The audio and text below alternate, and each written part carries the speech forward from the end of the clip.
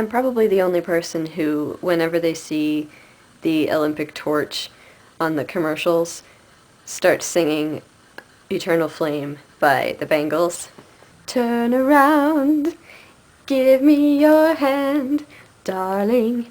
Do you feel my heart beating? Do you understand?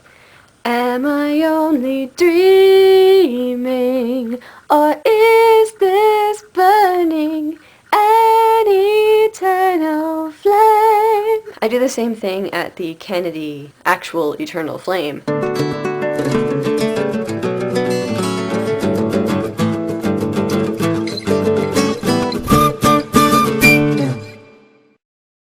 Meet the Fockers. In the sequel to the hilarious Meet the Parents, ex-CIA man Jack Burns, Robert De Niro, and his wife, Dina Blythe Danner, head for Florida to meet son-in-law-to-be Greg's, Ben Stiller, mom and dad, Bernie, Dustin Hoffman, and Roz, Barbra Streisand, Focker.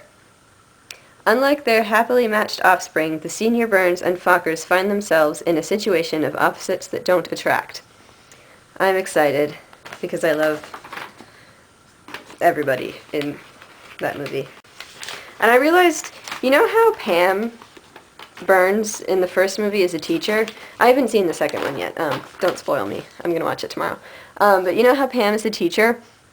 I was thinking in the shower today, as I usually do. I get ideas in the shower. And I thought, if she opened her own school, she could call it the School of Fuck. Second thing, on Twitter,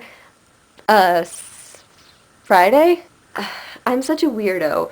I've been freaking out because every time I add somebody, it moves Ben Stiller down my following list.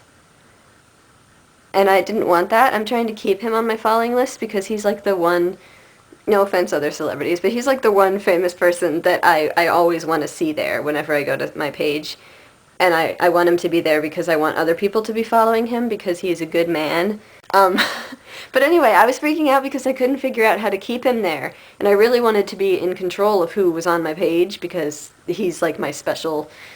Yeah. So I freaked out and was like, I don't know what to do. I don't want to add anybody else because he'll move down the page and I don't want to risk him getting completely shunted. And my friend Tara, who I'm mentioning again, immediately responded and said, well, if you defriend him and then friend him again, he'll automatically be back to the number 1 spot.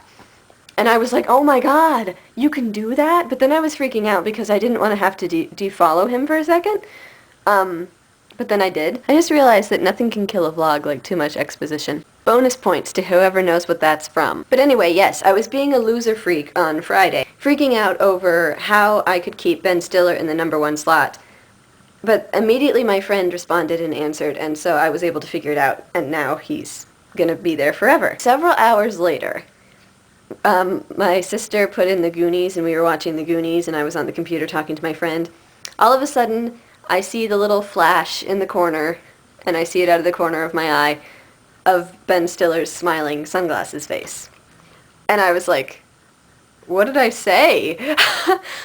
So I went into my little @reply column, and he had retweeted my tweet, and my tweet was all about, is it stupid to not want to add anybody just because I want to keep Ben Stiller on my page? And he said not at all.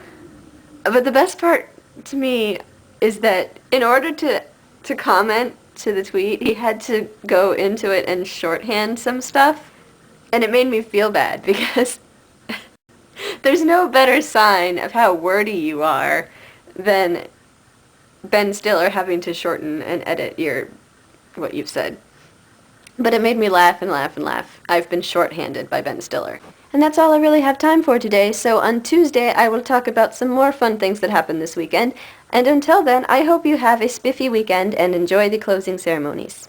Bye!